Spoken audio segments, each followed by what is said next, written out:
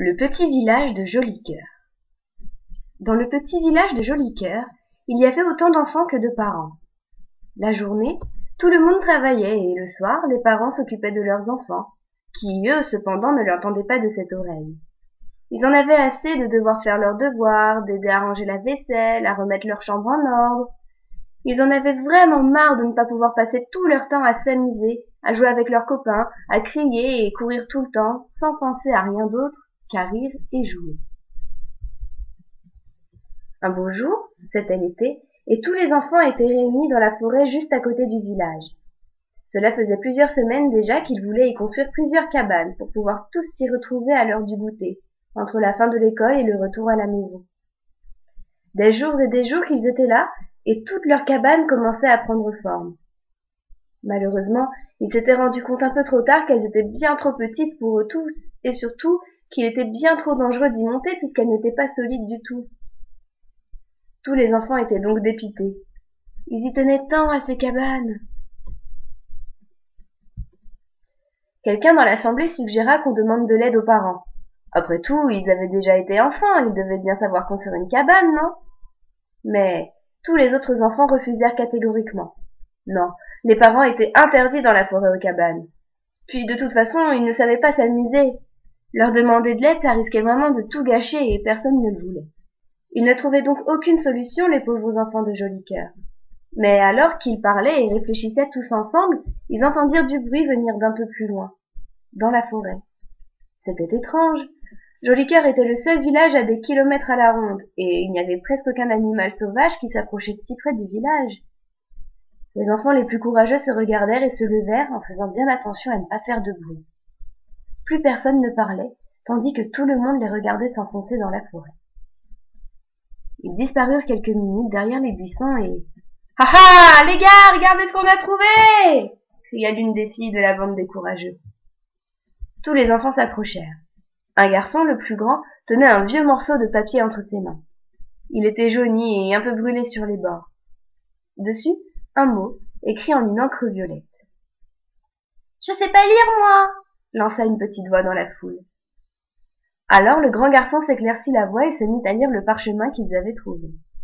« Chers enfants de Jolicoeur, mes petits agneaux, je sais comme les adultes vous ennuient avec leurs règles et leurs attitudes d'adultes.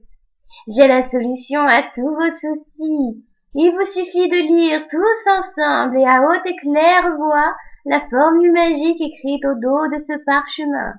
Et vous serez enfin tranquille, sans adultes. Faites-moi confiance.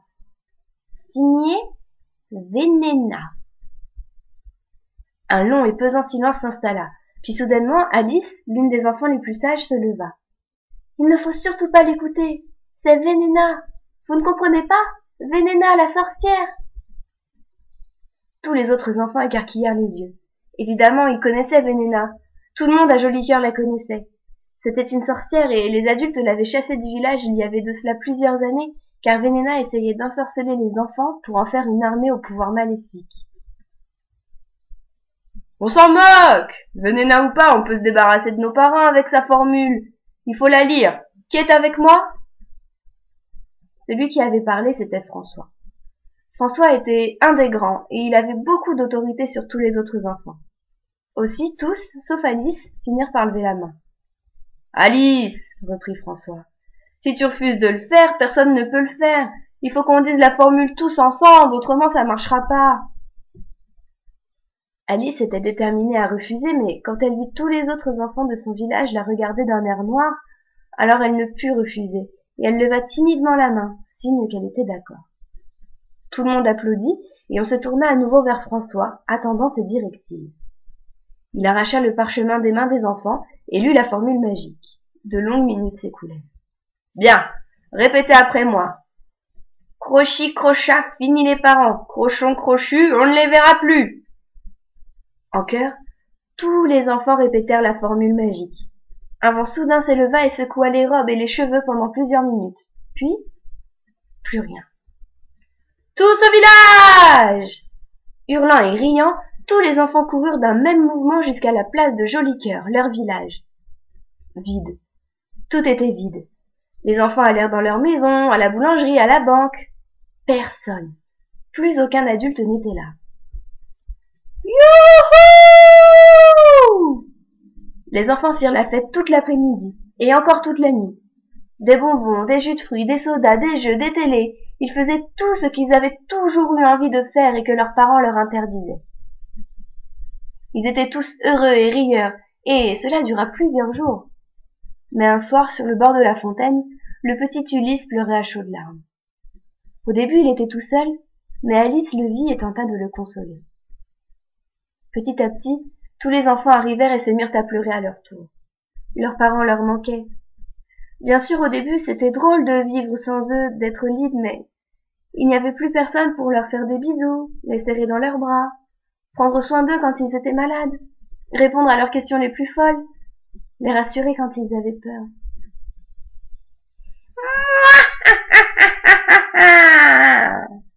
Alors que tous les enfants étaient réunis, le ciel s'était soudainement assombri et la vieille Vénéna était apparue dans le ciel sur son balai magique. « Je vous ai bien eu, bande de petits crapauds visqueux. Papa et maman ne sont plus là pour vous sauver. Vous êtes à moi. Aïe !» Mais pendant que la vieille sorcière parlait, François l'avait visée avec son lance-pierre. La vieille sorcière s'était reçue un énorme caillou sur le sommet du crâne. Elle était un peu sonnée, alors François en profita. « Alice, on emmène tout le monde dans l'école, vite !» Dans la panique générale, Alice l'entendit et prit sous son aile les plus petits qu'elle conduisit en courant jusqu'à l'école, pendant que les plus grands attrapaient leurs armes, lance-pierres, flèches et j'en passe pour se défendre. Au bout de 5 minutes, tous les enfants étaient réunis à l'école. Ils s'étaient barricadés à l'intérieur et même s'ils entendaient Vénéna qui volait juste au-dessus d'eux à l'extérieur, ils étaient en sécurité, ils le savaient. Ils se sentaient toujours en sécurité à l'école, sans vraiment savoir pourquoi. « Mes enfants, qu'avez-vous fait ?» Alors qu'ils se serraient tous les uns aux autres et que personne à part François, Alice et les plus courageux n'osait parler, une douce voix s'était élevée, les faisant tous taire. Ils se tournèrent de tous les côtés et virent alors que Zoumi, le canari de l'école, s'était transformé en une toute petite créature. On aurait dit un enfant, mais pas plus grand qu'une pomme. Il avait une voix haut perchée et il scintillait de 1000 feux. « Qui êtes-vous » lança François. « Je suis Rodrigue. Enchanté, mes enfants. Je suis le protecteur de l'école et du village de Jolicoeur. Quand aucun danger ne vous menace, je reste sous la forme d'un canari, que vous appelez Zoumi, pour que personne ne me remarque. Mais voilà que vous avez prononcé la formule de Vénéna, et je peux vous aider. » Sous les yeux effarés des enfants, Rodrigue leur expliqua qu'il y avait des années de cela, c'était déjà arrivé. Les enfants du village avaient voulu se défaire de leurs parents et s'étaient fait piéger par Vénéna, tout comme eux. À cette époque, Rodrigue n'était pas encore le protecteur officiel du village, mais le monde magique l'avait envoyé sauver Jolicoeur et ses habitants de la méchante sorcière. « Écoutez-moi bien, vous allez devoir prononcer la formule magique 3 fois, et à l'envers, tous ensemble, d'accord? Faites une grande ronde, tenez-vous les mains et répétez après moi. Plus verra les nœuds ont crochu crochon, parents les finis, croche à crochi. » Les enfants firent tout ce que Rodrigue disait, et quand ils eurent prononcé la formule magique 3 fois, ils regardèrent par la fenêtre. Vénéna avait disparu. Soulagés, tous les enfants laissèrent éclater leur joie, mais Rodrigue les avertit. « Mes enfants, attendez! Vos parents sont revenus. Tous, ils dorment paisiblement chacun dans son lit. Mais attention, ils ne vont se souvenir de rien de ce qui a eu lieu ce soir et cette semaine. Vous, en revanche, vous en souviendrez toute votre vie. Mais vous êtes liés par le secret. Vous ne devez le dire à personne. Personne ne doit savoir que je ne suis pas réellement un canari. » Tout en parlant, Rodrigue avait repris la forme du petit oiseau inoffensif. Il ajouta une dernière chose. « Et n'oubliez pas, les enfants, vos parents seront toujours là pour vous, et ils vous aiment de tout leur cœur. » Dans le silence qui suivit, tout le monde se tourna vers Alice et François.